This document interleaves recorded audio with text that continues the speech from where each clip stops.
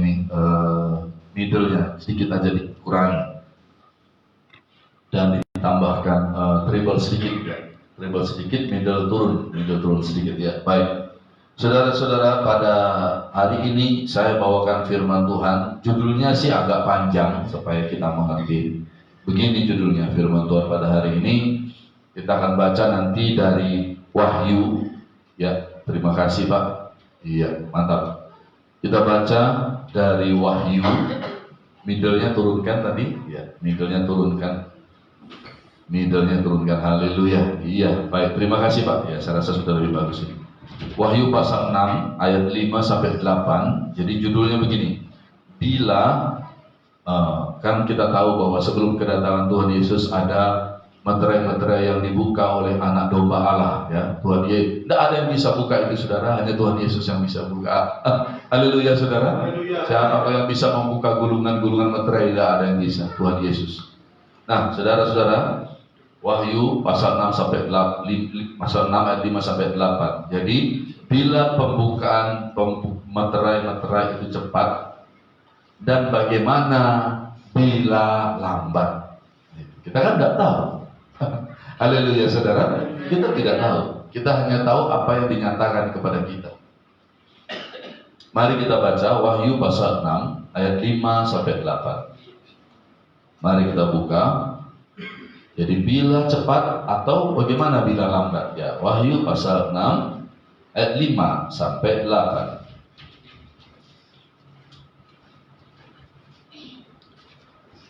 Mari kita baca. 1, 2, 3. Dan ketika anak domba itu membuka meterai yang ketiga, aku mendengar makhluk yang ketiga berkata, mari. Dan aku melihat sesungguhnya ada seekor kuda hitam dan orang yang menungganginya memegang sebuah timbangan di tangannya.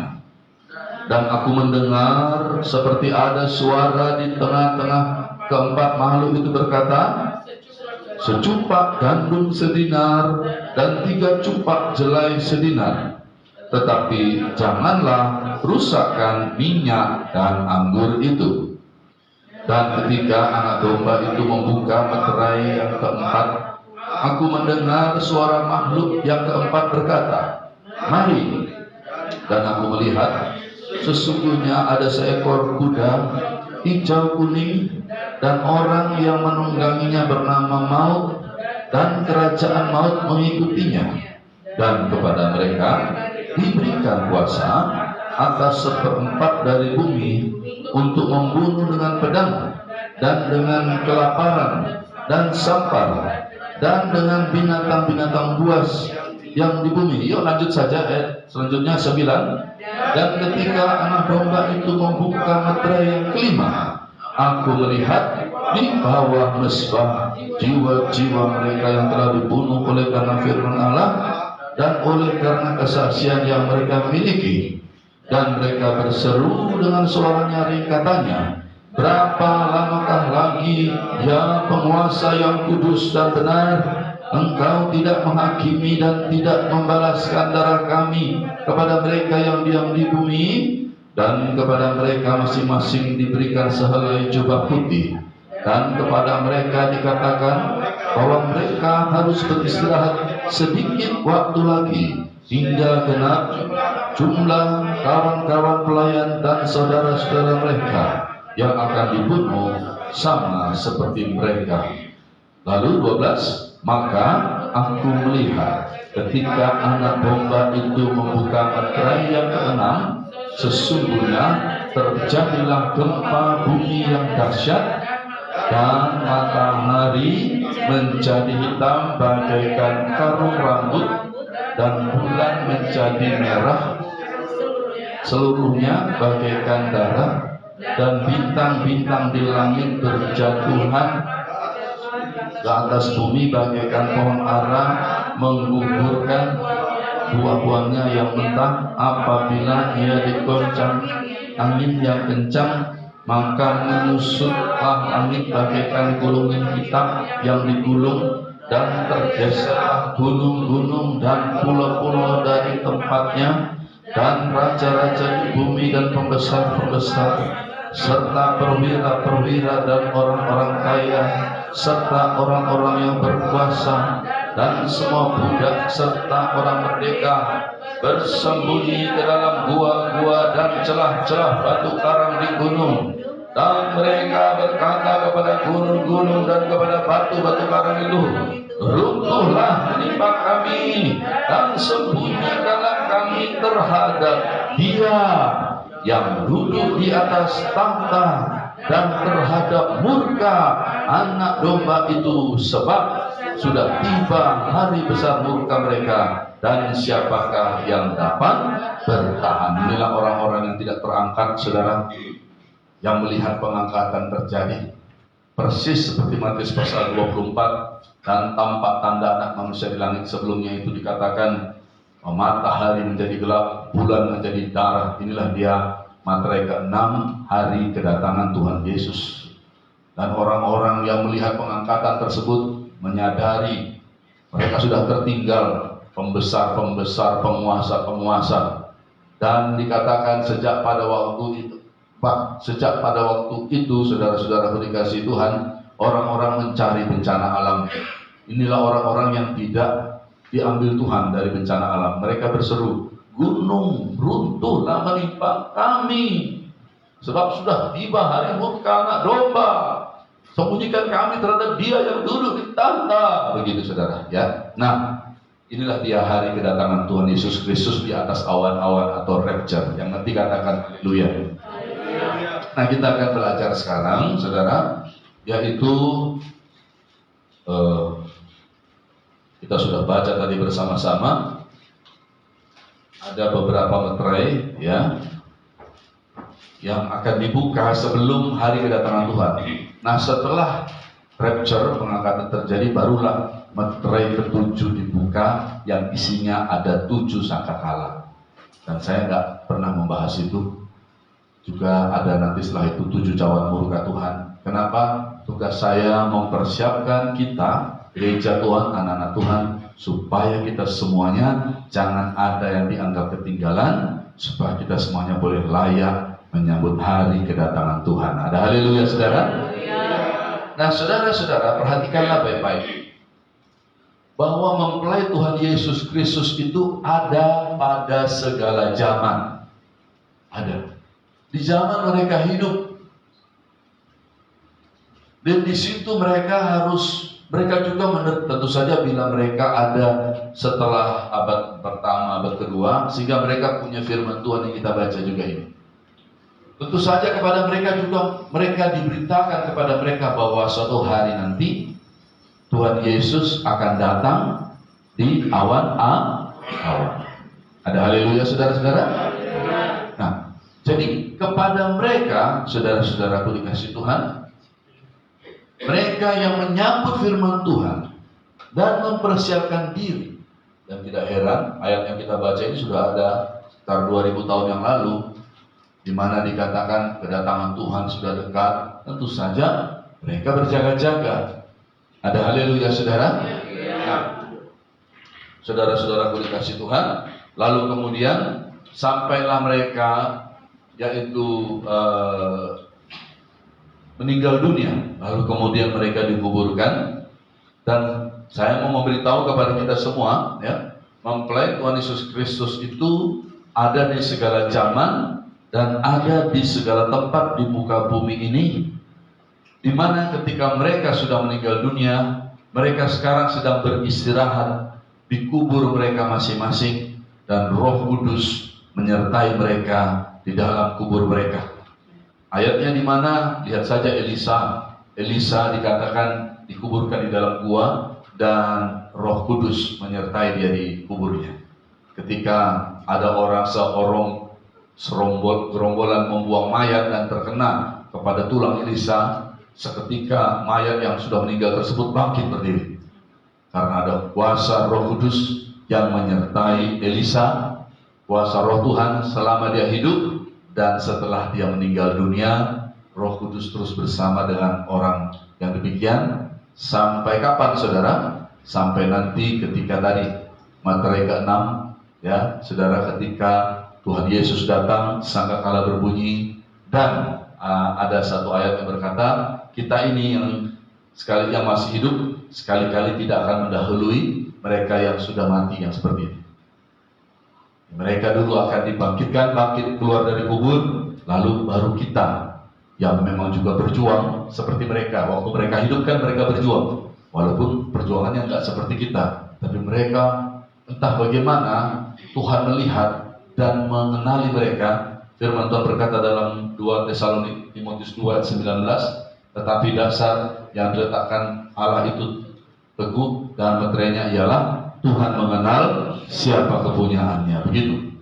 Zaman mereka hidup, Tuhan mengenal bagaimana mereka hidup, bagaimana mereka sungguh-sungguh mengasihi Tuhan, bagaimana mereka sungguh-sungguh beribadah dan sebagainya, sehingga mereka dikenal oleh Tuhan sebagai milik kepunyaannya. Jadi saudara, mereka dulu bangkit setelah keluar dari kubur, kita baru kemudian seketika kita yang masih hidup ini diubahkan dalam tubuh kemuliaan. Katakan, saya rindu Tuhan, bilang. Ya, diubahkan dalam tubuh kemuliaan pada waktu engkau hari kedatanganmu. Hari kedatangan. Haleluya, saudara. Nah, saudara-saudara, pastilah orang-orang ini, orang-orang yang berjaga-jaga senantiasa sambil berdoa. Dan firman Tuhan berkata 2 Timotius 2 ayat 19, saya bacakan saja 2 Timotius 2 ayat 19 dikatakan, tetapi dasar yang diletakkan Allah itu teguh dan meterainya ialah, mereka juga tahu ayat ini, tentu saja di dalam perjanjian baru ya, dan meterainya ialah Tuhan mengenal siapa kepunyaannya, sehingga orang-orang ini sama seperti saya selalu berkata kepada kita, marilah kita hidup sedemikian rupa di akhir zaman ini. Marilah kita berjuang sedemikian rupa. Marilah kita berbalik kepada Tuhan, bertobat sedemikian rupa. Haleluya, saudara. Sehingga Tuhan melihat kita, dan Tuhan melihat pertobatan kita, Tuhan melihat kesungguhan kita, Tuhan melihat kehidupan kita. Mari kita berdoa sedemikian rupa. Mari kita berjuang sedemikian rupa. Haleluya. Mari kita penuh Roh Kudus sedemikian rupa. Mari kita penuh dengan firman sedemikian rupa, sehingga Tuhan melihat. Dikatakan dan meterainya ialah Tuhan mengenal siapa kepunyaannya, dan setiap orang yang menyebut nama Tuhan apa hendaknya meninggalkan kejahatan. Haleluya. Nah, saudara-saudara, tapi saya mau beritahu kepada kita semua, tidak semua kubur yang ada salibnya akan terbuka nanti. Ya, ada banyak kuburan orang Kristen, tapi tidak semuanya akan terbuka nanti. Hanya mereka yang memang dianggap layak, dan Tuhan mengenal siapa kepunyaannya yang layak untuk bangkit pada hari itu. Ya, jadi dengan demikian kita bisa merenungkan bagaimana kehidupan mereka. Tentu saja mereka tidak sama dengan mungkin orang-orang Kristen lainnya, orang-orang percaya lainnya ketika mereka hidup. Kenapa begitu? Ya, ternyata ada yang terbuka kuburnya dan yang tidak. Maka kita ambil pelajaran, dan kita ambil pelajaran yang berharga. Kalau gitu kita hidup juga sekarang ini tidak boleh sama seperti kebanyakan orang. Haleluya. Kan gitu ceritanya. Haleluya, saudara. Kenapa enggak semua kubur orang Kristen terbuka, Pak Pendeta? Ya enggak. Bagi memang yang dikenal Tuhan, yang diketahui Tuhan sungguh-sungguh. Saudara-saudaraku dikasih Tuhan. Jadi memang sekarang kita hidup di zaman kita. Mari kita, saudaraku dikasih Tuhan, sedemikian rupa mengiring Tuhan di akhir zaman ini. Dan biarlah kita semuanya boleh suatu hari nanti, ketika sangkakala berbunyi, boleh bersama-sama dengan mempelai Yesus Kristus yang lainnya dari segala zaman, dari segala tempat di dunia ini, boleh bersama-sama bertemu dengan Tuhan di angkasa. Haleluya. Oleh sebab itu, saudara, kita akan lihat kan hari ini kan firman Tuhannya, bagaimana bila cepat meterai-meterai itu dibuka, dan bagaimana bila lambat. Oleh sebab itu, mari kita belajar sekarang. Mari kita belajar kepada semut. Nah, yuk kita lihat, buka ayatnya. Amsal pasal 6. Kita belajar kepada semut. Saudara mau belajar kepada semut? Ya, puji Tuhan. Berarti saudara kita mau rendah hati. Ya, banyak orang diberitahu tentang akhir zaman nggak mau tahu. Tapi kita ini mau belajar kepada semut. Haleluya, saudara. Oke, yuk kita lihat Amsal. Amsal pasal 6.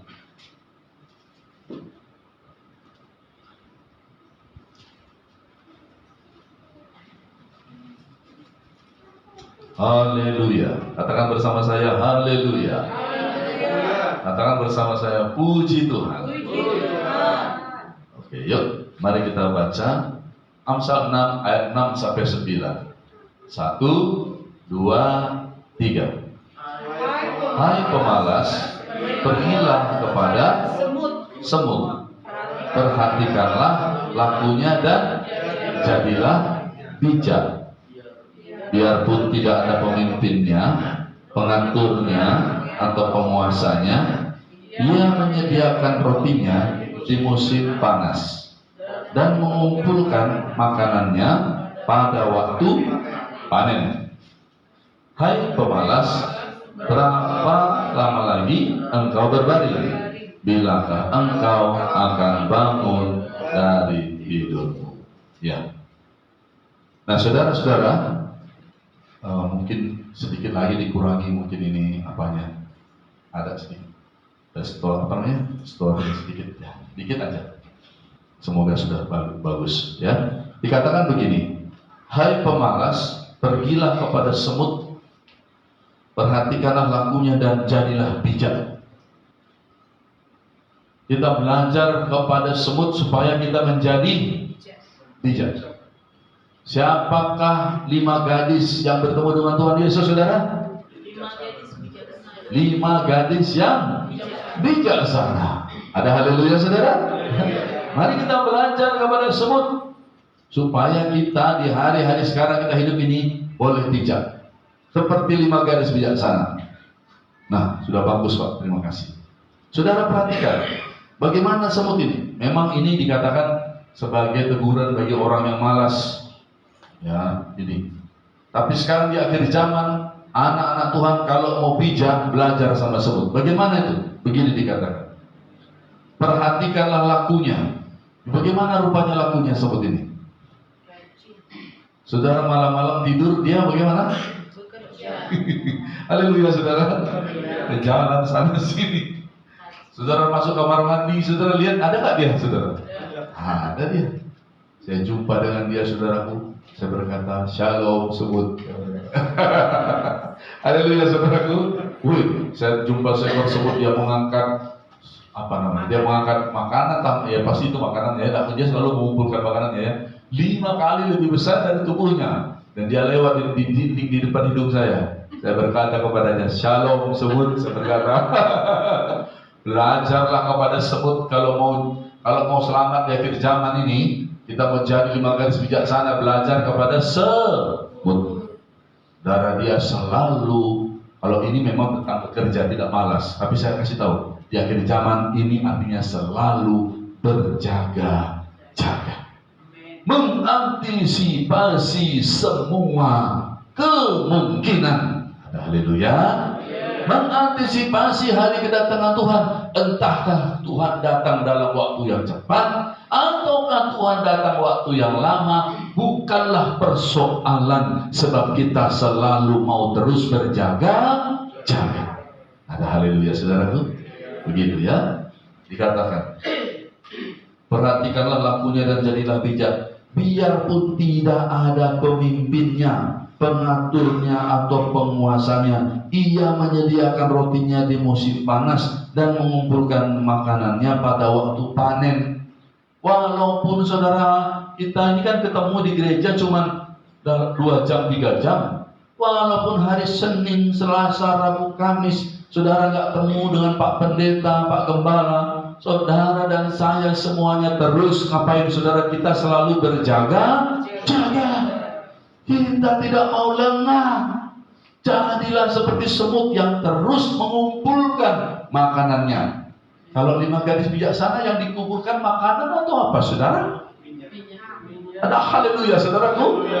Kalau semut dia terus kumpulkan makanannya. 5 gadis bijaksana, jangan tunggu hari Minggu. Setiap hari kumpulkan minyak kita. Berjuang semua saudara, pergi ke penjual minyak, beli di sana, bayarlah harganya. Yang mengerti katakan haleluya.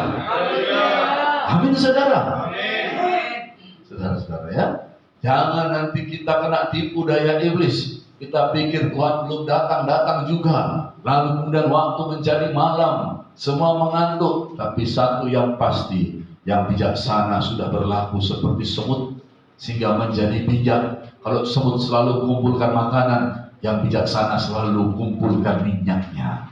Selalu berjuang, selalu berjaga-jaga. Firman Tuhan berkata dalam Lukas 21, berjaga-jagalah senantiasa sambil berdoa. Ada haleluya saudara? Ya, begitu ya. Jadi saudara, kita berjaga-jaga itu sambil berdoa. Kita mengumpulkan minyak itu dengan cara berjaga-jaga sambil berdoa. Begitu saudara-saudara ya. Ya. Jadi bila ini belum ada dalam kehidupan saudara anak Tuhan yang ada di internet, maka belajarlah kepada semut sekarang malam hari ini ya. Saudara harus mulai membiasakan diri untuk berdoa. Kalau saudara kurang biasa berdoa, pergilah kepada kumpulan orang-orang yang berdoa, supaya saudara di sana bisa terikut arus bagaimana arus berdoa, bagaimana arus yang membawa kita itu berdoa. Karena satu-satunya saudaraku cara untuk bertemu dengan Tuhan Yesus sudah katakan, berjaga-jagalah senantiasa sambil berdoa, supaya kamu berperoleh kekuatan untuk luput dari semua yang akan terjadi itu, dan supaya kamu tahan berdiri di hadapan anak domba. Ada haleluya saudara? Ya, pujilah nama Tuhan ya. Nah, oleh sebab itu saudara-saudara dikasih Tuhan, dikatakan di sini, hai pemalas, berapa lama lagi kau berbaring? Bilakah kau bangun dari tidurmu? Kalau ini di akhir zaman kira-kira begini, hai orang yang tidak berjaga-jaga, hai orang-orang yang malas berdoa, hai orang-orang yang kesukaannya misalkan hanya informasi-informasi di akhir zaman, sampai kapankah engkau mau bangun dan berdoa? Sampai kapankah engkau mau berdoa? Informasi-informasi tentang akhir zaman tidak membawamu berjumpa dengan Tuhan Yesus. Tetapi kalau kau berjaga-jaga, menjadi bijak seperti semut ini, dia selalu mengerjakan apa yang perlu, selalu bekerja, kumpulkan makanannya. Kalau sekarang, selalu kumpulkan minyak, selalu berdoa, selalu berjaga-jaga. Sampai kapankah engkau masih mau malas? Dikatakan, bilakah engkau akan bangun dari tidurmu? Adakah misalnya saudara, ada yang sudah terima tanda binatang, masih belum percaya itu adalah tanda binatang? Saya baru saja mengupload di Facebook saya, itu saya berkata, bertobat saja dari tanda binatang. Ada reel saya yang paling baru di Facebook saya. Lalu di kolom komentar ada sahabat saya, dia seorang pendeta, Bapak Pendeta Apolos, ya, dia ada di Singapura. Itu sahabat saya, saudara. Dia lalu mengupload sebuah video dalam kolom komentar. Nanti lihat saudara-saudara yang ada di internet, lihat di kolom komentar di posting yang saya terbaru di reel saya. Di situ ada seorang dokter dari Australia, dan dia bisa mendapatkan yaitu satu botol, lalu dia cek sendiri, dia buat videonya, dan ternyata benar ya, ditemukan adanya yang disebut sebagai chip. Ada pembesaran sampai 200 kali, dia katakan. Nah, saudara, 200 kali atau 20 kali ya. Dan sangat jelas, saya pun memperhatikan di sana jelas sekali. Jelas sekali. Saya berkata kepada semua anak Tuhan, masihkah saudara tidak percaya ini tanda binatang sudah beredar? Saudara-saudara dikasih Tuhan. Makanya yang sangat perlu adalah tindakan anak-anak Tuhan adalah berlari pada Tuhan Yesus dalam pertobatan. Haleluya saudara. Itulah yang sudah saudara-saudara kerjakan, Pak, yang di internet, di mana saja saudara sudah mendengar seruan untuk bertobat dari dosa apostasia, bertobat dari penyesatan, parmakeia. Saudara sudah mengerjakan, dan saya sudah berkata kepada semua saudara, ucapkan selamat kepada semua saudara. Saudara-saudara yang tidak menerima tanda binatang, saudara sudah membuat sebuah keputusan yang besar dalam hidup saudara. Saudara juga sudah bertobat, berlari, bangun, bangkit, berlari pada Tuhan Yesus dan bertobat karena tidak tahu saudara sudah menerima tanda binatang. Saudara juga sudah membuat keputusan yang besar dalam hidup saudara. Sebab kita lari pada Tuhan, Tuhan kita berkuasa, Dia berkuasa mengubahkan untuk menjadi. Itu dia saudara. Makanya perlu bertobat. Haleluya. Tuhan Yesus yang bisa mengubahkan penjahat bisa masuk ke surga. Iya, karena Dia bertobat. Itu dia, haleluya saudara. Itu dia ya. Itu sebabnya saudara. Makanya dikatakan dalam ayat 9, hai engkau yang malas bertobat, yang apa lagi? Yang tidak mau tahu, yang ignorance adalah ya ada ignorance, segala sesuatu yang kita tahu tentang tidak tahu. Sampai hari ini masihkah ada yang berkata tanda binatang yang mana? Ya, saya coba aja lihat di Facebook saya, perhatikan baik-baik video. Itu seorang dokter yang belum bertobat supaya coba cek kalau betul begitu. Buatlah pertobatan saudara. Saya mendoakan saudara, berdoa buat saudara. Sebab Tuhan sekali-kali tidak menghendaki satu orang pun binasa, tetapi Tuhan menghendaki supaya setiap orang berbalik dan bertobat. Ada haleluya saudara? Begitu saudara-saudara. Bila manakah kau akan bangun dari tidurmu itu? Bila kau akan sadar dari dosa tanda binatang yang sudah kau terima itu? Apakah kau akan terus demikian? Belajarlah kepada semut pada hari ini. Ada haleluya? Supaya lakumu menjadi bijak. Kalau kita di akhir zaman, supaya kita jangan menjadi 5 gadis yang bodoh, biarlah kita menjadi 5 gadis yang bijaksana. Salam kiri kanan saudara, katakan, perkenalkan, saya salah satu yang berjuang di garis perjuangan 5 gadis bijaksana. Salam. Bilang, perkenalkan, saya salah satu yang berjuang di garis perjuangan 5 gadis bijaksana. Bilang, perkenalkan, saya belajar kepada semut hari ini. Saya belajar kepada semut hari ini. Saya menjadi bijaksana. Saya menjadi bijaksana. Haleluya. Amin saudara-saudara. Dari internet juga ya. Saudara semua harus semangat ya. Oke, kita lanjutkan. Nah, saudara-saudara dikasih Tuhan, kita lihat sekarang ya. Ini kan judulnya bagaimana bila mana materai-materai itu dibuka cepat, bagaimana bila lambat. Karena kita tidak ada yang tahu.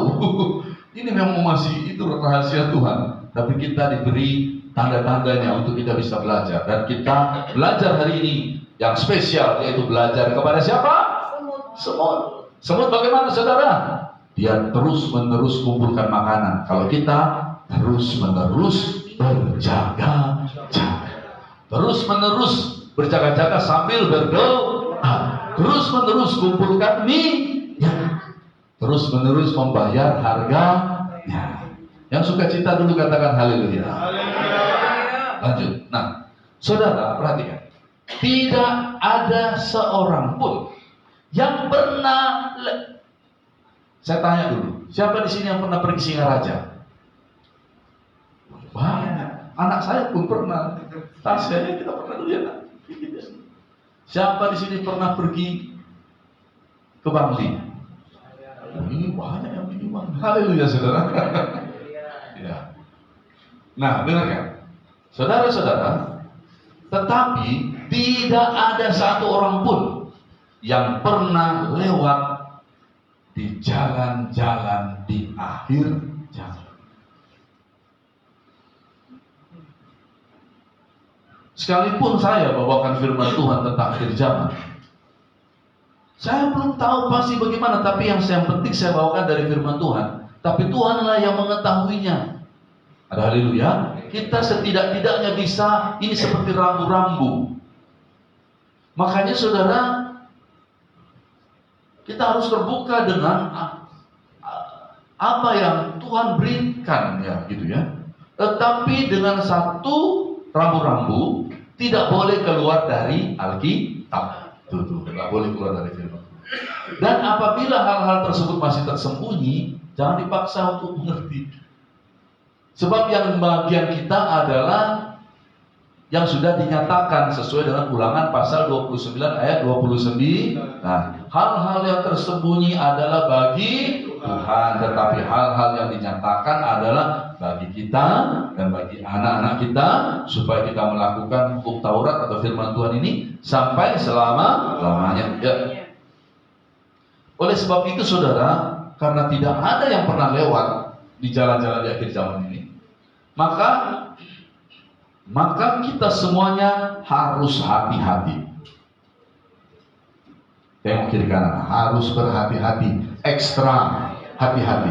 Harus berhati-hati, ekstra hati-hati. Bukan ekstra pedas, bukan ekstra hati-hati. Haleluya saudara. Ya. Terus kemudian mawas diri atau berjaga-jaga atas keselamatan diri. Ya, gitu ya. Lalu kemudian juga dengan keluarga kecil kita, gitu. Kita harus sangat hati-hati bagi keluarga kecil kita. Lalu kemudian, dan jangan ikuti, perhatikan ya, karena ini belum pernah orang lewat di jalan akhir zaman. Jangan ikuti, bilang kiri kanan, jangan ikuti orang-orang yang gegabah, yang ditulis dalam Maleakhi pasal 4 ayat 1 sampai ke 2. Ayo kita buka ya. Wah, ini benar-benar berbahaya orang-orang yang begini saudara. Kita itu harus sangat berhati-hati, terlebih di akhir zaman ini, karena tidak ada yang pernah lewat di jalan-jalan di akhir zaman ini. Firman Tuhan memberitahu kita tuntunan-tuntunan. Ada amin saudara? Ya. Saya bacakan judulnya saja, Hari Tuhan, Maleakhi pasal 4 ayat 1. Bahwa sesungguhnya hari itu datang menyala seperti perapian, maka semua orang gegabah dan setiap orang yang berbuat fasik menjadi seperti jerami dan akan terbakar oleh hari yang datang itu. Firman Tuhan semesta alam, sampai tidak ditinggalkannya akar dan cabang mereka. Ada orang-orang yang gegabah. Sampai hari ini saya tidak pernah mendengar ada orang pendeta yang sampai gelarnya doktor pun, yang sampai umurnya 70 ke atas pun. Saya sangat hormat dengan orang tua, tapi saya di Tuhan kasih saya mimbar ini, saya belum pernah melihat ada hamba Tuhan yang umur 70 tahun pun ke atas. Jadi ya bagi saudara yang 70 tahun ke bawah, nggak usah baper, nggak usah merasa disindir-sindir sama Pak Pendeta gede. Bapak tidak hormat sama orang tua, saya hormat sama orang tua. Tapi hamba Tuhan umur 70 tahun ke atas pun tidak ada yang mengkhotbahkan, yaitu adanya penyesatan yang sangat berbahaya di akhir zaman. Yang dikatakan, yang itu kenapa sangat berbahaya? Karena penyesatan itu bisa menghilangkan suara mempelai laki-laki dan pengantin perempuan di dalammu bila kena ini, dan kalau nggak bertobat. Dan ini bisa memadamkan cahaya lampu di dalammu. Betapa mengerikannya ayat ini, tapi satu pun tidak pernah mengkhotbahkannya. Saudara hanya mendengar di Facebook saya, di YouTube saya, di mimbar saya yang Tuhan kasih sama saya ini. Dan juga mungkin di beberapa teman-teman yang seperti saya, yang jumlah kami gak banyak, bisa dihitung dengan jari di Indonesia. Saya tidak pernah dengar itu mereka mengkhotbahkan. Ini sekarang sudah pemimpin-pemimpin yang saya sebut ini, sudah yang namanya pendeta-pendeta senior. Tidak ada yang mengkhotbahkan, oleh parmakeiamu semua bangsa disesatkan. Parmakeia adalah akar kata daripada farmasi. Lihatlah saudara-saudara, sadarilah sesadar-sadarnya. Betapa, belumkah sadar sampai hari ini? Belajarlah kepada semut, belumkah bangun dari tidurmu? Kan gitu tadi. Kalau sekarang belum sadar juga kah? Jangan-jangan sudah terkena dengan strong delusion. Saya tahu memang tidak mudah untuk mengkhotbahkan ini, karena memang sudah gegabah. Tapi daripada meneruskan gegabah menjadi gegabah pangkat 2, gegabah terus sampai akhir, Lebih baik berhenti dulu di tempat, bertobatlah. Ada haleluya saudaraku. Sebab apa saudaraku? Orang-orang gegabah ini sudah ditulis bagaimana akhirnya. Jelas dikatakan begini, mereka akan seperti jerami dan akan terbakar oleh hari yang datang itu. Mau tunggu itu nanti jadi dulu. Lalu dikatakan begini, dan sampai tidak ditinggalkannya akar dan cabang mereka. Jadi sebelum hari Tuhan masih berakar, masih bercabang. Gak mau bangun, gak mau sadar sampai di akhir zaman. Gitu. Sebenarnya saudara-saudara yang gegabah ini sedang menggenapi Maleakhi pasal 4 ayat 1. Sementara kita itu harusnya sangat berhati-hati. Karena nggak ada orang pernah lewat jalan itu, jalan-jalan di akhir zaman. Dan bersyukurlah bila kita tetap berhati-hati. Apalagi sekarang bertambah hati-hati, ekstra hati-hati. Yang setuju katakan haleluya. Ya, saudara. Tapi yang tidur-tidur tadi, belumkah bertobat? Belumkah bangun saudara di akhir zaman ini? Gitu ya. Biarlah saudara menyadari Tuhan Yesus sebenarnya sudah memberikan jalan keluar untuk hal seperti ini. Dalam Lukas pasal 12 ayat 56 sampai 57. Yang 56 itu Tuhan Yesus berkata, rupa langit kamu tahu, tapi kamu tidak bisa menilai zaman.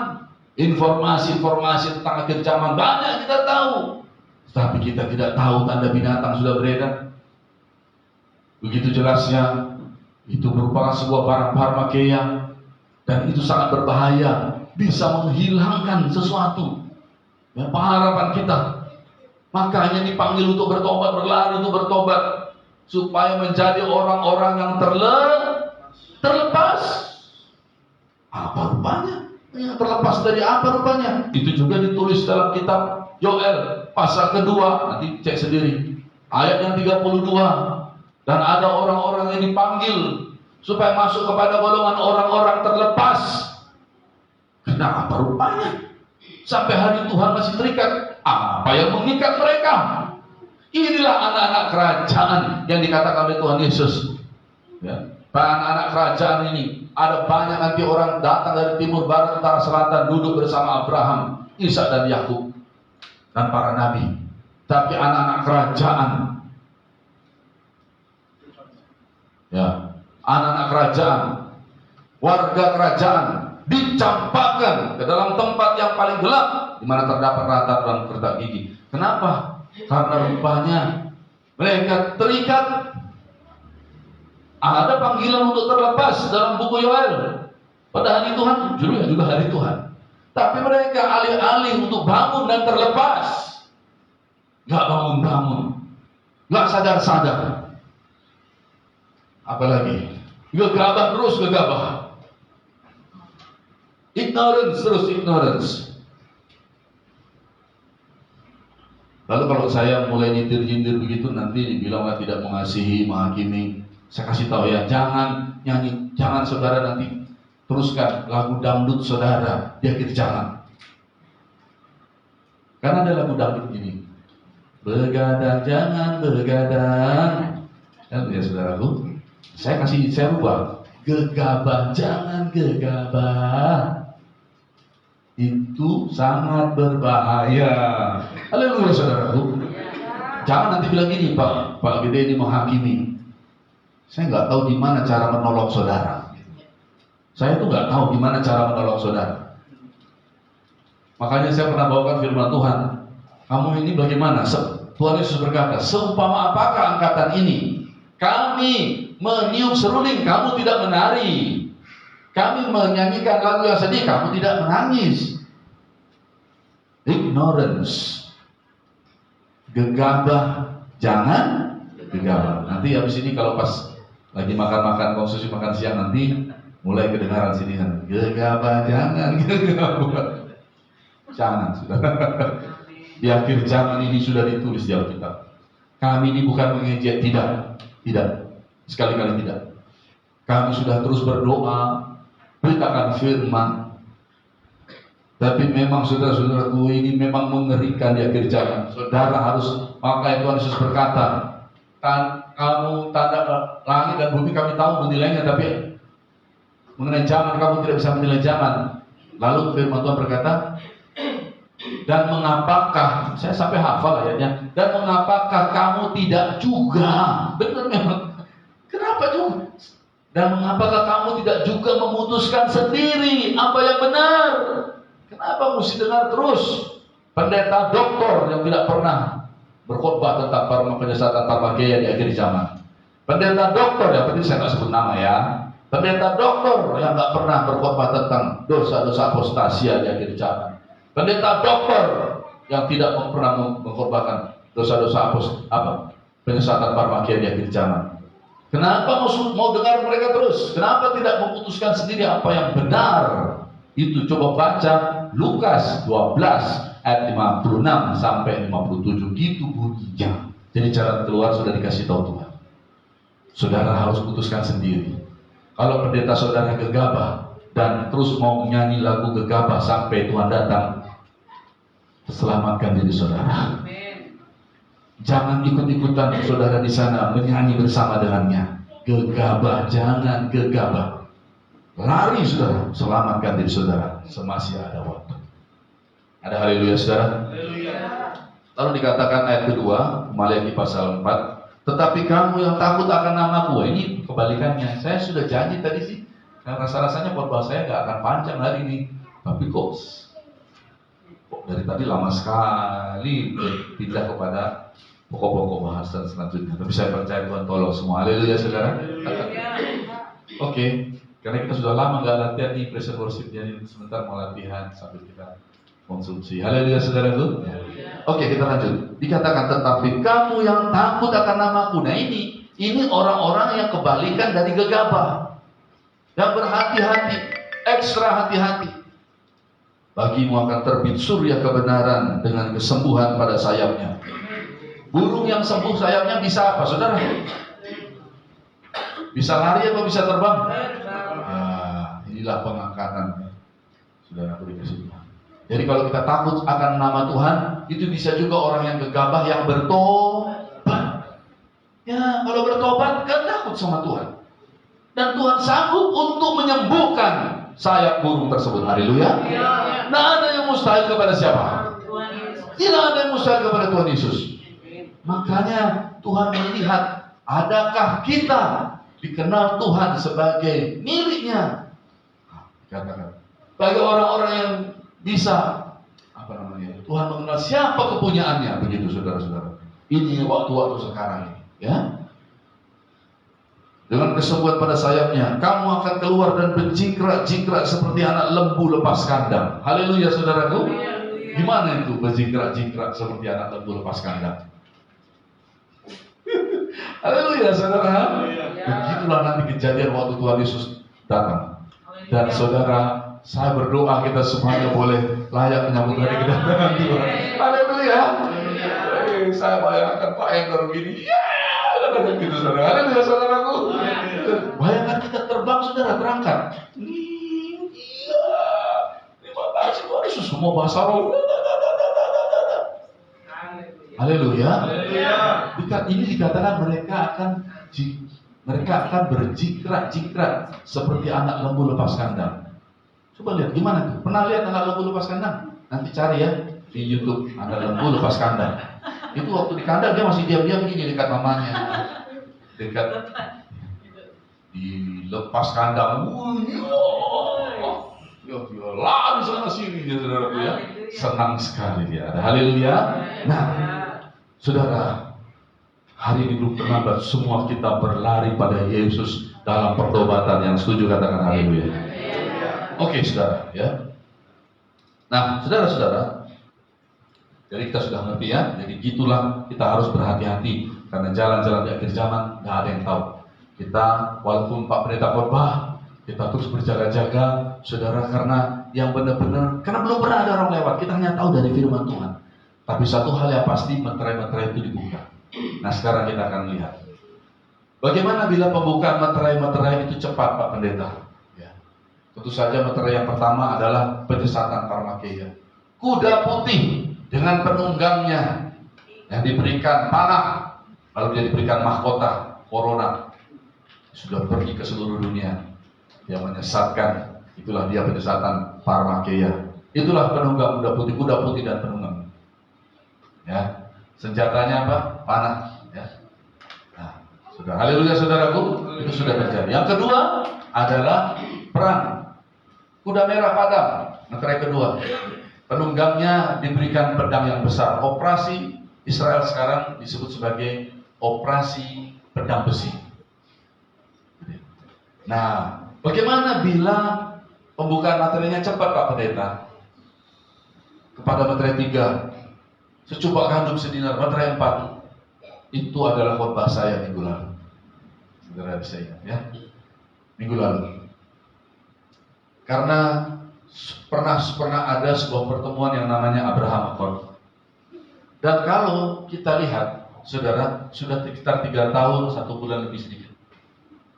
Dan bila saudara dikasih Tuhan, bila pembukaan meterai itu cepat, adakah kemungkinan cepat Pak Pendeta? Begini, karena meterai 1 sampai meterai 2 kita lihat sekitar 3 tahun ya, ternyata. Apakah setiap meterai akan 3 tahun? Saya tidak tahu. Tetapi urutannya harus begitu, nggak bisa menepis meterai 2 tiba-tiba langsung loncat ke meterai 5, nggak boleh. Itu harus berurut. Kalau meterai, sangkakala, cawan itu mesti urut. Tapi kalau yang lainnya bisa tidak kronologis. Kalau ini harus urut. Nah, apakah bisa cepat Pak Pendeta? Saya nggak tahu. Kemungkinan bisa. Contohnya begini, seperti yang saya ceritakan. Misalkan kalau perang ini yang sekarang sedang terjadi, kita kan masih aman. Saya lihat kita masih aman dan Tuhan memberkati kita, masih aman semua. Tapi bagaimana bila ini berkembangnya cepat? Tidak tahu apa penyebabnya. Tidak tahu negara mana yang mau mulainya dan menjadi lebih besar. Tiba-tiba menjadi perang dunia ketiga misalkan begitu. Tentu saja banyak kesulitan di situ. Disitulah dikatakan apa? Bisa-bisa makanan menjadi langka, bahan makanan bisa menjadi mahal. Makanya saya sudah lama saya berkata, marilah Bapak Ibu kita belajar ternak ayam, ya, kita belajar tanam ubi, kita belajar pelihara ikan, ya, atau misalkan apa saja yang bisa kita pelajari. Yang ngerti katakan haleluya.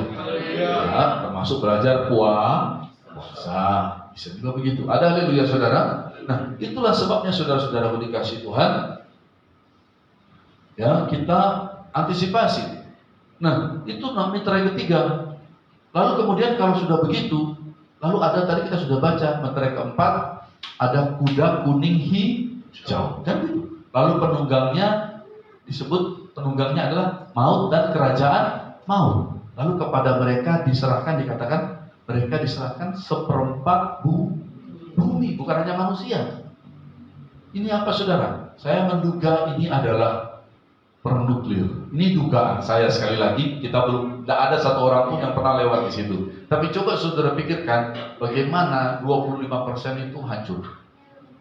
Coba kita baca lagi ayatnya kan gitu. Wahyu pasal 6. Yang dinyatakan pada kita bisa merenungkannya. Yang masih tersembunyi jangan dipaksakan mengerti ya. Wahyu 6 ayat yang ke-8. Dan aku melihat sesungguhnya ada seekor kuda hijau kuning, dan orang yang menungganginya bernama Maut, dan kerajaan maut mengikutinya. Dan kepada mereka diberikan kuasa atas berapa? Seperempat dari bumi untuk membunuh dengan pedang dan dengan kelaparan dan sampar dan dengan binatang-binatang buas yang ada di bumi. Perhatikan. Ini sebelum kedatangan Tuhan. Sebelum. Ya, ini bisa lewat pedang, itu perang. Kelaparan ya, habis perang dunia itu pastilah kesulitan makanan. Terus kemudian penyakit sampar, saudara tahulah Parmakeia ini dan segala macam jenisnya. Ada haleluya saudara? Itu sudah ada dari meterai pertama, ini sudah meterai keempat. Lalu kemudian apa? Dengan binatang buas. Perhatikan tentang binatang buas ini ada tafsiran. Ini bukan, bisa jadi binatang, bisa jadi binatang buas mungkin. Entah turun dia dari hutan, tak tahu kita, ya, atau dia menjadi lebih ganas, tak tahu. Ataukah ini juga adalah manusia dengan hati seperti binatang buas, yang tidak punya hati manusia. Saudara pernah lihat dulu kan, yang pernah ada itu, ya, tidak usah saya bilang di sini, bagaimana mereka tidak punya hati, yang memperlakukan manusia seperti hewan saja. Saudara tahu. Ini dia, saudara. Nah, dengan ini bisa dan kalau saudara pikir kalau hanya manusia, mungkin kita bisa pikir yang lain, tetapi ini bumi. Apa yang bisa merusak bumi sampai begitu demikian rusaknya, hancur? Saya menduga nuklir, dugaan saya. Terus Pak Pendeta, pertanyaannya apakah ini bisa cepat? Iya, bisa saja. Makanya kita belajar kepada semut. Bila ini cepat terjadi, kita sudah berjaga-jaga. Ya. Lalu kemudian kita bertanya, apakah benar pertemuan kesepakatan Abraham Accord? Memang Abraham Accord ini dia kesepakatan antara Israel dimediasi oleh Amerika dengan 4 negara. Ya. Tapi belum dengan negara-negara sekarang sedang berperang. Negara-negara lain yang belum berperang, yang sudah berperang ini tidak ada kesepakatan damai. Gitu. Nanti akan kita lihat nanti poin nomor 2 ini, nomor 1 bagaimana bila cepat. Nah, bila cepat maka kira-kira begitu yang terjadi. Setelah itu kemudian masuk materai 5. Materai 5 itu penglihatan di sorga. Karena ini cepat, karena ada juga di situ binatang buas. Maka kemungkinan akan ditambahkan bilangan martir. Tapi saya nggak tahu di mana ceritanya, apakah di daerah Timur Tengah, ataukah di daerah mana, apakah di seluruh dunia. Tapi satu hal yang pasti, ini adalah martir dari segala zaman. Kenapa begitu? Karena ini penglihatan ini terjadinya bukan di bumi, yang lain di bumi. Ini ada mesbah di surga. Lalu kelihatan jiwa-jiwa para martir. Mereka berseru, sampai berapa lama lagi ya penguasa yang kudus? Dijawab sama Tuhan, beristirahat sebentar lagi, sampai genap jumlah kawan-kawan sepelayanan yang dibunuh seperti kalian. Nah, ini memang ini panggilan seperti Tuhan Yesus ini. Tuhan Yesus kan begitu. Haleluya saudara. Tapi dengar, perhatikan anak Tuhan. Martir ini hanya bila ditentukan. Ada ayatnya. Mari baca. Wahyu 13 ayat 10. Hanya bila ditentukan. Bila tidak ditentukan jadi martir, maka tidak martir. Jadi gak usah terlalu dipikirkan. Haleluya saudara. Supaya jangan, martir nanti jadi ada yang ketakutan lah, ada yang begini. Jangan. Ini kalau ditentukan, dan ini sangat mulia. Dengar-dengar, ya saya pernah dengar khotbah tentang martir. Jadi itu sudah kayak hilang, rasa takut, rasa sakit pun sudah tak ada. Yang kelihatan itu Tuhan yang menyambut martirnya. Ini Stefanus kan gitu, dia melihat, dia bahkan berkata, aku melihat surga terbuka dan aku melihat dia duduk di sebelah kanan daripada Allah Bapa. Kan begitu Tuhan Yesus berdiri menyambut Stefanus yang martir. Ayo, Wahyu pasal 13 ayat 10. 1, 2, 3. Barang siapa ditentukan untuk ditawan, ia akan ditawan. Barang siapa ditentukan untuk dibunuh dengan pedang, ia harus dibunuh dengan pedang. Yang penting di sini ialah ketabahan dan iman orang-orang kudus. Yang ngerti katakan haleluya. Jadi memang ada materai kelima dan ada ini, tapi ini ditentukan Tuhan dan ini menyangkut segala zaman. Ya bila memang sudah tinggal sedikit lagi, ya sudah langsung masuk materai 6. Begitu. Dan materai 6 kita tahu tadi adalah kedatangan siapa? Tuhan Yesus di awan-awan. Ada haleluya? Nah, oleh karena itu saudara-saudara, bila ini cepat, ya, maka kita ingat khotbah saya minggu lalu, maka kita semuanya harus siap sedia. Bila kiri kanan, semua kita harus siap sedia. Ya. Kita harus penuh dengan firman Tuhan. Kita harus penuh dengan Roh Kudus. Amin saudara, ya. Kita harus penuh dengan kasih Tuhan. Haleluya. Kasih Tuhan itu kasih di dalam kebenaran. Kebenaran itu kebenaran firman Tuhan. Karena penjahat pun mengasihi sesama penjahat. Ini kasih yang adalah buah roh adalah kasih yang benar seturut dengan firman Tuhan. Ya. Lanjut. Lalu kemudian biarlah kita berlomba-lomba menghasilkan buah-buah pertobatan. Yang mau berlomba-lomba bertobat katakan haleluya. Bertobat tiap hari, di rumah bertobat, tiap hari bertobat dari hal-hal apa saja, berubah, berjuang. Dan mari kita menghasilkan buah-buah roh, yaitu karakter Kristus. Apa saja saudaraku karakter Kristus? Kasih. Apalagi? Sukacita. Jadi kalau mulai nggak sukacita, kita harus berjuang, bertobat. Itu nggak boleh kayak gini nih. Haleluya saudara, harus bersukacita. Kasih, sukacita, damai, sejahtera. Kalau sudah mulai nggak damai rasanya gimana saudara? Harus berjuang. Ada haleluya saudara. Damai, sejahtera, terus apa? Kesabaran. Harus berjuang, harus sabar, haleluya saudara. Sabaran, terus kemurahan, kesetiaan, kelemah lembutan, kebaikan, ya, dan penguasaan diri. Semua berjuang, bilang semua berjuang. Termasuk saya, bilang. Jangan bilang gini, semua berjuang, dia berjuang, saya jangan. Semua berjuang termasuk saya. 1, 2, 3. Semua berjuang termasuk saya. Lalu angkat tangan saudara, bilang kiri kanan. Salam perjuangan saudara.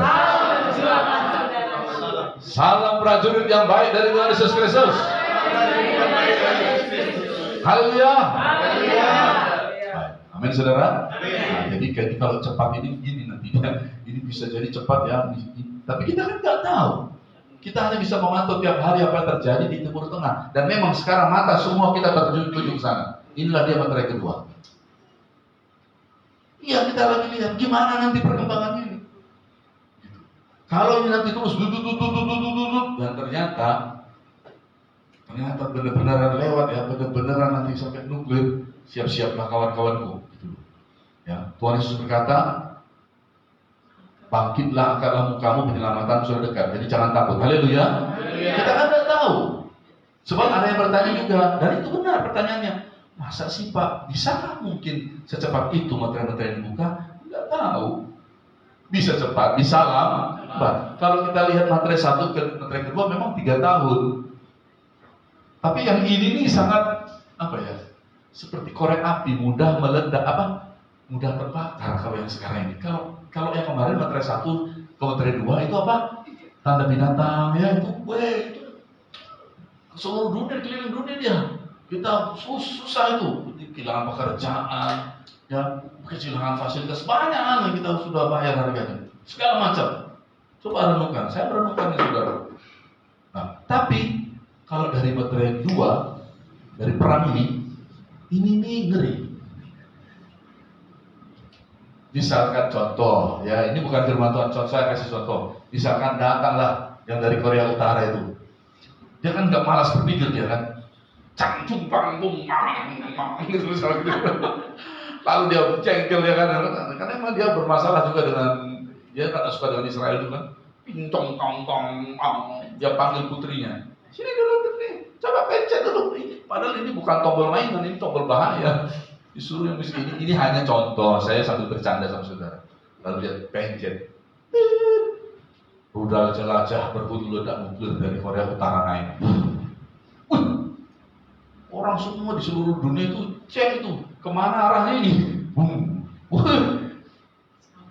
Bahkan Israel nuklirnya namanya Jericho. Ini saudara, ini susah diprediksi. Kalau materai 1 masih berjuang ya, bertahan ya, jangan terima ya, bertobat ya, gitu isinya. Tapi kalau perang saudara, dengar saudara, presiden-presiden yang punya nuklir sana kemarin sekarang bawa koper di belakang. Kemarin Rusia bawa pergi ke Cina. Dia bukan hanya datang dengan pasukannya, dengan pengawalnya. Di belakang ada 2 orang bawa koper. Sudah pikir itu koper apa? Itu dibuka itu tombol nuklir. Haleluya saudara. Iya begitu saudara. Haleluya saudara. Ini sangat riskan ini yang ini ya. Materai kedua ini ya. Gitu saudara ya. Tapi kalau misalnya semua bisa menjaga diri. Nah ini nanti bagian kedua. Bagaimana bila panjang ceritanya Pak Pendeta? Ternyata yuk sabar semua, yuk sabar gitu. Mari kita berunding ya, masuk lagi meja perundingan. Nah ini bisa lama, bisa agak lambat. Dan ini membutuhkan ketabahan kita, kesungguh-sungguhan kita. Jangan tidak fokus, semakin fokus, tapi bertahan dan bertahan sampai Tuhan datang. Sekarang kita masuk bagian yang kedua ya. Bila pembukaan meterai ini lambat, saya kasih tahu lagi, ini juga adalah rahasia Tuhan. Rahasia Tuhan. Maka kemungkinan yang terjadi adalah begini. Kalau yang cepat, saudara tinggal putar khotbah saya minggu lalu ya. Kalau yang lambat begini, kemungkinan terjadi begini. Akan ada lagi perundingan. Mungkin saya pun tidak tahu. Saya cuma bertugas menjelaskan kepada saudara supaya kita sama seperti semut. Entah siang, entah malam kita berjaga-jaga selalu. Entah dia cepat, entah dia lambat, kita berjaga-jaga selalu supaya kita menjadi bijak. Perhatikan lakunya dan jadilah bijak. Kalau ini biarlah kita menjadi 5 garis bijaksana. Nah, begini. Maka kemungkinan yang terjadi adalah akan ada perundingan lagi. Walaupun kemarin sudah ada Abraham Accord. Lalu kalau saudara tanya, Pak Pendeta, Pak Gede dapat dari mana itu? Saudara tenang saja. Saya punya sahabat-sahabat juga di dalam Tuhan yang kami berdiskusi tentang hal ini. Dan kami melihat beberapa kemungkinan. Mungkin juga ada sahabat saya ini yang menonton. Ini juga adalah hasil daripada kami diskusi. Ya, gitu ya. Bagaimana bila dia? Karena kita tidak ada yang tahu. Kemana yang pernah lewat di sana? Haleluya, saudara. Saya paling menghindari berkata begini. Nanti akan jadi begini, pasti begini. Siap, memang kita pernah ke sana, tidak pernah. Ya, kita sedang berusaha, apalagi seperti kami ini, supaya jemaat Tuhan, anak-anak Tuhan yang ada di internet, haleluya, semua konsentrasi ya firman Tuhan ya, semua firman Tuhan ya, supaya jangan supaya kita bisa lewat itu dan kita bisa selamat ya, gitu ya, itulah tujuan kita. Lanjut ya. Nah, maka ini akan ada perundingan lagi, perjanjian lagi ya.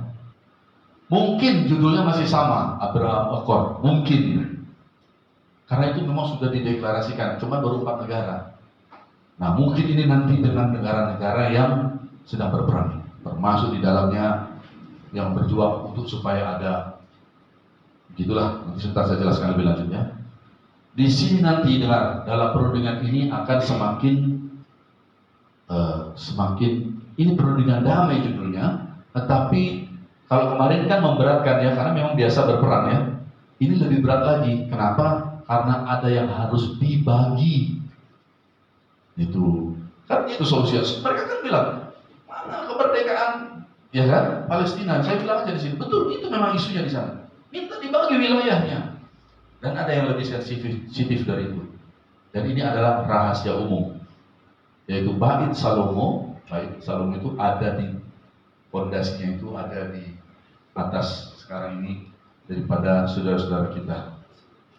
Nah, ada yang harus dibagi dan ini benar-benar memberatkan.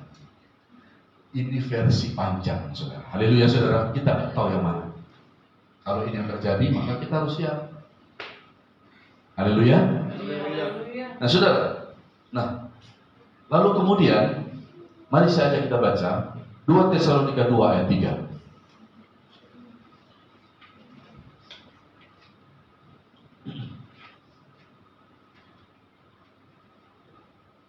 Dua Tesalonika 2 ayat 3. Mari kita baca ayat yang kedua, ayat ketiga. 1, 2, 3. Janganlah kamu memberi dirimu disesatkan orang dengan cara yang bagaimanapun juga, sebab sebelum hari itu haruslah datang dahulu apa? Apostasia. Saudara sudah tahu semuanya. Haleluya. Dan kita sudah tahu apostasia sudah terjadi, sudah 3 tahun. Sudah terjadi nih. Sudah terjadi. Oke ya, lanjut. Selain apostasia apalagi harus datang? Dan haruslah dinyatakan dahulu manusia durhaka yang harus binasa, yaitu lawan yang meninggikan diri di atas segala yang disebut atau disembah sebagai Allah. Dia mau disebut sebagai Tuhan, tapi di sini dikatakan dinyatakan dulu. Sekarang saya ajak lihat pada ayat yang ke-7. Ayat 7 bilang begini. Ayat 8. Ayat 7 sampai 8. 1, 2, 3. Karena secara rahasia kedurhakaan telah mulai bekerja, tapi sekarang masih ada yang menahan. Kalau yang menahannya itu telah disingkirkan, ini namanya disingkirkan, namanya apa? Mesogenitai. Terus apa? Pada waktu itulah si pendurhaka baru akan apa? Menyatakan diri. Baru dan seterusnya, saya sudah jelaskan minggu lalu ya. Baru masuk ke Great Tribulation. Nah, perhatikan. Ada dua kalimat, ada dua kata yang berbeda di sini. Oknumnya sama. Pada ayat ketiga, sebelum hari Tuhan harus dinyatakan. Jadi antikristus ini dinyatakan. Tapi dan dia mau jadi Tuhan, tapi belum bisa. Masih ada yang menahan. Sampai yang menahannya itu mesogenitai, barulah dia ini apa? Menyatakan dirinya sebagai Tuhan. Nah, bagaimana melihatnya ini Pak Pendeta? Begini, saya akan jelaskan pelan-pelan ya. Kita belum pernah, tidak ada satu orang pun pernah lewat itu. Tapi ini kira-kira kalau versi panjangnya ini begini. Jadi ketika nanti mulai ada perundingan, kemungkinan besar apostasia kan sudah terjadi. Kemungkinan besar dinyatakan. Kita akan melihat sosok yang akan menjadi juru damai dan akan membuat perjanjian-perjanjian ini. Tapi yang membagi-bagi. Mungkin ini belum tentu benar. Gitu ya. Saya nggak mau menyatakan sesuatu. Kita berusaha melihat. Saya pun berdiskusi dengan sahabat-sahabat saya. Mungkin akan dinyatakan. Perhatikan. Nah, ketika dia dinyatakan, ingat ayat yang berkata mesogenitai itu. Rapture terjadi sebelum dia menyatakan diri sebagai itu. Tapi kalau kita sudah mulai lihat, kita mulai lihat dia mulai bekerja, dia mulai kelihatan untuk mendamaikan dan sebagainya. Kita sudah tahu ada ayat yang menyatakan dia sudah dinyatakan. Tapi sebelum nanti, nah, dan ini kemungkinan besar Bapak Ibu, di manakah secupak Ganu Sedinar? Di manakah seperempat manusia yang meninggal itu? Setelah perjanjian ini, disitulah mulai di dunia ini mulai masuk. Mungkin juga nanti perang ini nggak akan damai, mungkin akan dilanggar lagi, lalu kemudian bertambah besar lagi, karena memang harus masuk, harus ada sebuah perang yang menghancurkan seperempat bumi sebelum kedatangan Tuhan. Itu tidak lain perang dunia ketiga, udah. Haleluya saudaraku, itu nggak lain. Nah, mungkin disitulah kejadian ini nanti. Kemungkinan inilah dia mungkin 3,5 masa baru dimulai. Jadi yang khotbah saya minggu lalu itu adalah kalau dia cepat berarti 3,5 masa sudah jadi yang pertama. Tapi kalau belum, mungkin itu baru pembukaan. Gitu. Saya tidak keberatan untuk bagaimana biar saya menyampaikan firman Tuhan supaya benar. Haleluya saudaraku.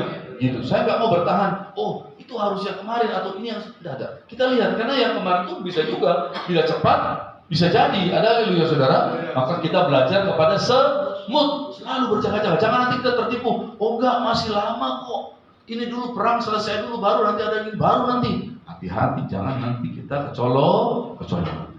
Ada haleluya saudaraku. Nah, jadi bila ini yang terjadi di versi lambatnya, ini akan masuk 1 tahun. 2 tahun setelah perjanjian itu, mungkin di situ akan bertambah berat, dan ada juga kemungkinan di situ juga nanti para martir yang ditentukan itu, karena 3,5 tahun itu cukup lama saudara. Makanya saya dengan sungguh-sungguh memberikan dorongan pada kita semua, fokuskan fokus kita. Tidak ada waktu lagi untuk hal-hal yang lain saudara. Hal-hal di depan ini, fokuskan perjuangan kita bagi keluarga kecil kita. Tidak ada lagi waktu untuk hal yang lain. Misalnya, aduh aku sakit hati, aku begini. Itu semua sudah kita tinggalkan. Haleluya saudara. Itu semua tidak ada urusan lagi sama kita. Haleluya saudara. Banyak orang begini lagi, masalah ini begini. Kami ini sekarang hanya mau berjuang supaya bisa berjumpa dengan Tuhan Yesus. Hanya itu perjuangan kita. Ada haleluya. Nanti kalau yang begitu-begitu dengan serta-merta saja mereka sudah sadar, ya di sini kok isinya berjuang aja sama Tuhan Yesus. Ya, yang begitu-begitu tuh kita sudah lewat, tabah sudah, sudah bisa mengampuni, beres. Kalau ada yang memang salahnya sama kita, pergi bereskan. Haleluya saudara. Tapi kalau memang orang lain yang buat salah sama saudara, tugas kita mengampuni, sudah selesai. Lalu berdoa, berjuang terus. Jangan mau ditipu setan, jangan mau ketinggalan di akhir zaman ini. Yang ngerti katakan haleluya. Kalau ada yang masih gagal, kami sudah gak ada urusan lagi dengan yang begitu. Haleluya saudaraku. Ya. Apalagi saudara tanya saya nggak lagi mikirkan bagaimana. Kalau saudara tanya saya 5 tahun lalu ya lain. Bagaimana membangun gereja Pak Pendeta? Bagaimana? 3 tahun lalu yang begitu sudah saya tinggalkan. Haleluya. Jangan lagi kasih tahu saya begitu-begitu. Kalau 5 tahun lalu ya mau gimana gitu. Sekarang itu semua. Saya ini tidak ada lagi yang saya pertahankan, tidak ada lagi yang saya cari. Hanya seperti khotbah-khotbah saya ini saja sudah. Tidak ada yang lain. Dah haleluya saudaraku. Sudah tidak ada lagi. Ya, ada haleluya. Maka sekarang yang masih bekerja, bekerjalah, tapi ingat semua itu untuk kedatangan Tuhan. Anak-anak yang masih sekolah, ingat berdoa selalu, jaga-jaga, bergembira dalam Tuhan, ingat Tuhan mau datang. Anak-anak yang masih bisa bekerja bisnis, dapat proyek apa, kerjakan hanya untuk dapat hari kedatangan Tuhan. Ya. Jangan tambahin kredit. Ya. Apa kredit lagi ini? Sudah, yang ada kalau bisa selesaikan. Haleluya saudara. Haleluya saudara. Tapi kalau saudara nggak setuju sama saya, aduh ini Pak Pendeta ini, masa dia bilang nggak akan tambah kredit? Aku masih pengen lagi yang itu yang ini. Udah kita tinggalkan Pak Pendeta ini. Tidak apa-apa, terserah saudara. Saya beritahu sama yang ada di internet, jangan lagi dengarkan kalau Bapak gede itu. Dia bilang katanya, nggak laku lagi lah kredit kita ini. Dia bilang nggak boleh lagi kredit. Kalau bisa selesaikan yang ada, apa yang dibuat untuk supaya bagaimana? Gimana dong? Ya pokoknya supaya maksud kenapa begitu, Bapak Ibu? Supaya jangan terganggu kita, supaya kita bisa pusatkan perhatian kita dan semua energi yang ada ini hanya untuk menghadapi hari-hari sebelum hari kedatangan Tuhan. Saya heran, kenapa udah saya tutup belum selesai saudara? Ya, lalu ya saudara, masih bisa saudara sedikit lagi. Nah, jadi saudara, nanti. Jadi kita sudah mulai lihat, tapi nanti suatu hari nanti bila dia mau menyatakan diri sebagai Tuhan dan masuk di bait, karena kan tadi sudah ada yang dibagi-bagi, ya, dan di situ dia mau menyatakan diri sebagai Tuhan. Nah, disitulah sebelum itu terjadi, Tuhan Yesus datang. Haleluya saudara. Nah, sekarang perhatikan. Sekarang perhatikan ya. Saya juga harus sampaikan ini. Dari tadi saya bicara mengenai bait Tuhan yang ada di Yerusalem, betul? Ya kan? Yang mau dibagi-bagi. Oke, sekarang saya dengarkan. Tentang bait Allah ini dicatat di Alkitab kita. Yohanes 2 ayat 19 sampai 20. Mari baca. Yohanes 2 ayat 19 sampai 20. Ini harus saya sampaikan juga. Karena ini bagi gereja di seluruh dunia. Kalau bait bangunan itu ya ada di Yerusalem, tidak ada di tempat lain. Tapi kalau gereja di seluruh dunia, ini dia. Yohanes 2. Perhatikan apa kata firman Tuhan. 1, 2, 3. Jawab Yesus kepada mereka, rombak bait Allah ini, dan dalam 3 hari aku akan mendirikannya kembali. Lalu kata orang Yahudi kepadanya, 46 tahun orang mendirikan bait Allah ini, dan engkau dapat membangunnya dalam 3 hari. Tetapi yang dimaksudkannya dengan bait Allah ialah tubuhnya sendiri. Ini perkataan siapa? Tuhan Yesus. Lalu kita baca sekarang dalam 1 Korintus 6 ayat 19. Mari baca 1 Korintus 6 ayat 19. Nanti disimak lagi khotbah saya berulang-ulang ya, supaya saudara ngerti ya. Haleluya saudaraku. Bisa dilihat di Facebook saya, bisa ada di YouTube juga nanti ya. 1 Korintus 6 ayat 19 dikatakan begini. Mari baca 1, 2, 3. Atau tidak tahukah kamu bahwa tubuhmu adalah bait Roh Kudus yang diam di dalam kamu, Roh Kudus yang kamu peroleh dari Allah, dan bahwa kamu bukan milik kamu sendiri, sebab kamu telah dibeli dan harganya telah lunas dibayar. Karena itu muliakanlah Allah dengan tubuhmu. Jadi tubuh kita adalah bait Roh Kudus, bait Tuhan. Tuhan Yesus juga berkata yang dimaksudkannya adalah tubuhnya. Ini bagi kita semua yang ada di seluruh dunia. Jadi ada bait Tuhan. Haleluya. Nah, jadi makanya kita harus benar-benar antisipasi, baik secara jasmani, materi, baik Tuhan materi itu tadi begitu ceritanya. Tapi kalau bagaimana bila ternyata maksud Tuhan adalah baik Tuhan tubuh kita dalam perjanjian baru, maka kita harus mengerti. Ada haleluya. Sekarang buka satu ayat lagi, Wahyu 11 ayat 1 sampai 3. Ini lagi. Wahyu 11 ayat 1 sampai 3. Nah, ini kita harus mengerti. Mari kita baca. 1, 2, 3. Kemudian diberikanlah kepadaku sebatang buluh seperti tongkat pengukur rupanya, dengan kata-kata yang berikut: bangunlah, ukurlah bait suci Allah dan mesbah dan mereka yang beribadah di dalamnya, tetapi kecualikan pelantaran bait suci yang di sebelah luar, janganlah engkau mengukurnya, karena ia telah diberikan kepada bangsa-bangsa lain, dan mereka akan menginjak-injak kota suci 42 bulan lamanya. 3. Dan aku akan memberi tugas kepada 2 saksiku, supaya mereka bernubuat sambil berkabung 1260 hari lamanya. Perhatikan, berapa lama? 42 bulan. Lalu 1260 hari. Itu sama. 1260 hari sama dengan 3,5 tahun. 42 bulan sama dengan 3,5 tahun. Perhatikan. Nah, sekarang perhatikan. Di sini dibilang ukur bait suci dan mereka yang beribadah ke dalamnya. Bait suci yang mana sekarang? Lalu di sini dikatakan kecualikan pelantaran. Inilah yang dibagi tadi. Oke, kalau yang secara jasmani ya. Haleluya. Yang pelantaran itu diserahkan kepada bangsa-bangsa lain untuk diinjak-injak selama 42 bulan, 3,5 masa. Ini masa dekret tribulasi. Tapi sekarang saya juga bisa menjelaskan ini, kalau ini adalah bait suci kita. Saudara tahu dalam Daniel 11 ayat 31, tentaranya akan muncul, mereka akan menajiskan tempat kudus, bait suci.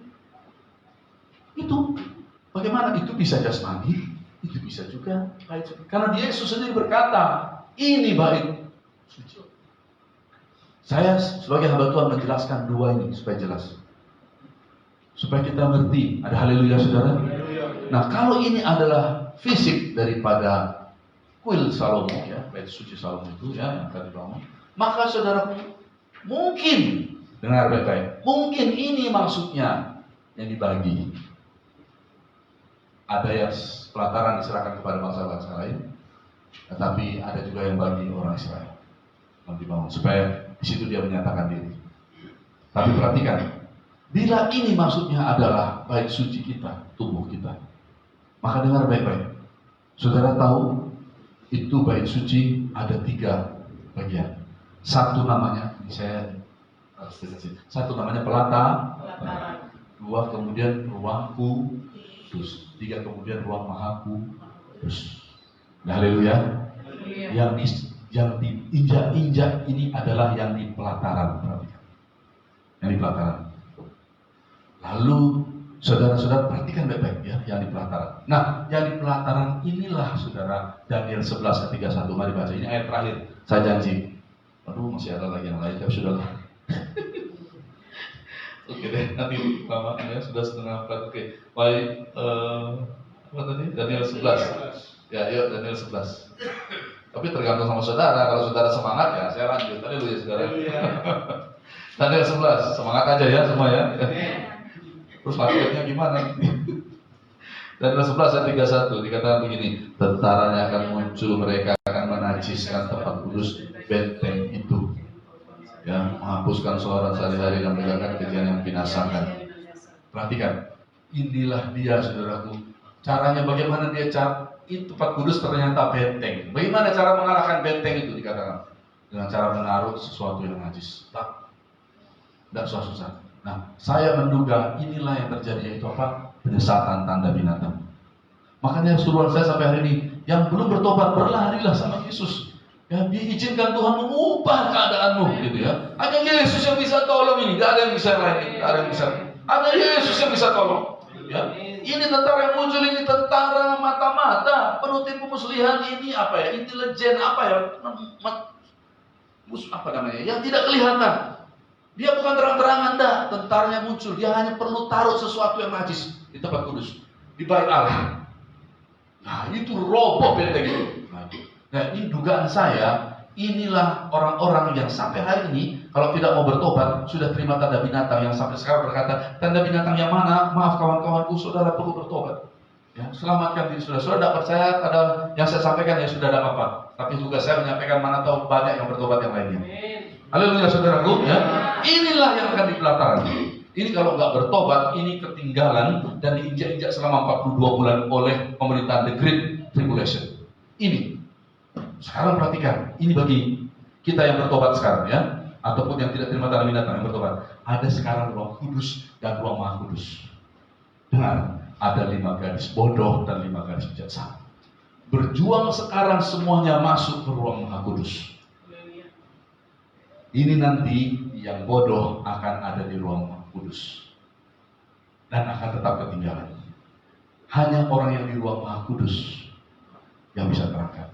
Ini adalah gambaran 5 gadis yang bodoh dan 5 gadis bijaksana. Hari ini belum terlambat. Perjuangan kita jangan sampai kita, misalkan kita sudah tidak di sini nih, kita sudah mengakui ini, kami sudah bertobat dari tanda binatang. Kami mau berjuang sekarang, Tuhan, tolong kami. Kami tidak terima tanda binatang ini.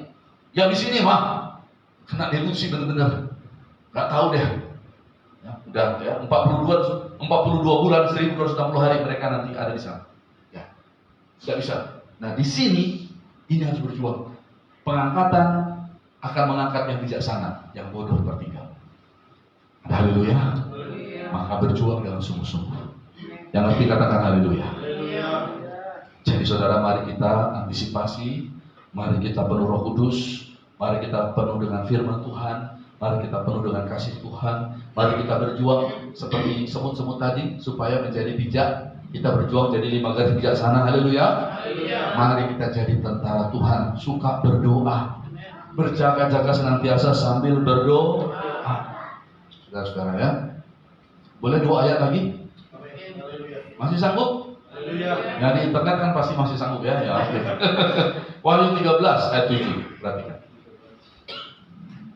Jadi ini bukan waktunya bersantai, bukan waktunya terlena, tidak. Wahyu 13 ayat 7. Ini waktunya untuk berjuang. 13 ayat 7. 1, 2, 3. Dan ia diperkenankan untuk berperang melawan orang-orang kudus dan untuk mengalahkan mereka, dan kepadanya diberikan kuasa atas setiap suku dan suku dan umat dan bahasa dan bangsa. Haleluya saudara. Ya, ini semua saudara, ini dikatakan ada orang-orang kudus yang dikalahkan oleh tanda binatang itu. Perhatikan, dan ini orang-orang nggak mau bertobat. Jangan jadi yang nggak mau bertobat seperti ini. Tapi jadilah orang-orang yang bertobat dan berlari kepada barisan Tuhan Yesus, yang mau katakan haleluya. Baca sekarang Wahyu pasal 15 ayat 2. Ini dia. 1, 2, 3. Dan aku melihat suatu bagaikan lautan kaca bercampur api, dan di tepi lautan kaca itu berdiri orang-orang yang telah mengalahkan binatang itu dan patungnya, dan bilangan namanya pada mereka ada kecapi Allah. Lihat, jadi orang-orang ini yang mengalahkan binatang itu. Yang tadi orang-orang dikalahkan. Kalau yang dikalahkan tadi berlari pada Yesus sebelum dia meninggal dunia, ya, berlari, ampuni aku Tuhan. Dia masuk kepada barisan Tuhan Yesus Kristus. Kalau barisan Tuhan Yesus, barisan yang menang apa barisan kalah? Menang. Haleluya saudara. Berjuang sedemikian rupa, walaupun hasil akhirnya saya nggak tahu. Makanya selalu khotbah saya, berjuang sedemikian rupa, bertobat sedemikian rupa, berdoa sedemikian rupa. Tahu nggak saudara? Ingat kan kisah Simon itu? Simon, dia merasa dirinya hebat, padahal ada perempuan yang berdosa tadi sudah bertobat sedemikian rupa. Simon merasa hebat, dia menjamu Yesus di rumahnya. Yesus berkata, Simon, dari tadi aku masuk ke sini, kau tidak memberikan aku air untuk membasuh kakiku. Dari tadi perempuan berdosa ini membasuhi kakiku dengan air matanya dan menyekanya dengan rambutnya. Kalah telak Simon tadi. Haleluya. Makanya berjuang sedemikian rupa. Jangan nanti tidak terima tanda binatang tapi nggak berjuang, saudara bisa kalah. Jangan pikir kami tidak terima tanda binatang lalu merasa diri hebat. Hello. Hati-hati yang kayak gitu ya. Udah banyak saya lihat di mana-mana. Udah banyak saya lihat di grup-grup berseliweran. Gak mengembangkan karakter Kristus. Ada orang yang dari zaman dulu sudah berjuang lalu tidak terima tanda binatang, terus berjuang. Ini hanya gara-gara tidak terima tanda binatang. Waduh, sombongnya minta ampun sampai ke langit. Hati-hati yang begitu bahaya. Nah, nanti jadi seperti Simon. Terus dibilang apa sama Tuhan Yesus? Simon, aku masuk dari tadi kau tidak meminyaki kepalaku. Perempuan ini meminyaki kakiku dengan minyak wangi dan menyekanya dengan rambutnya. 2 kali Simon kalah. Makanya berlari pada Tuhan sedemikian rupa, bertobat semuanya kita. Haleluya. Sungguh-sungguh hidup di akhir zaman sedemikian rupa. Haleluya. Begitu ya. Dah, mana lagi? Nah, sekarang jadi ini dia orang-orang yang mengalahkan. Sekarang lihat ayat yang terakhir, Wahyu 19. Ayat yang 19. Gampang ingatnya. 19. Haleluya. Mari baca Wahyu 19 ayat 19, 1, 2, 3. Dan aku melihat binatang itu dan raja-raja di bumi serta tentara-tentara mereka telah berkumpul untuk melakukan peperangan melawan penunggang kuda itu dan tentaranya. Jadi orang-orang yang mengalahkan ini nanti yang berjuang di ruangan kudus dan ruang Maha Kudus ini berjuang masuk ke dalam ruangan Maha Kudus dan jadi 5 garis bijaksana berangkat dan satu hari nanti dalam perang Harmagedon di akhir daripada the Great Tribulation. Penunggang kuda itu yaitu siapa tadi? Tuhan Yesus Kristus. Haleluya saudara. Dia akan turun menjejakkan kaki di bumi, tapi dia tidak sendirian. Dia bersama dengan tentaranya.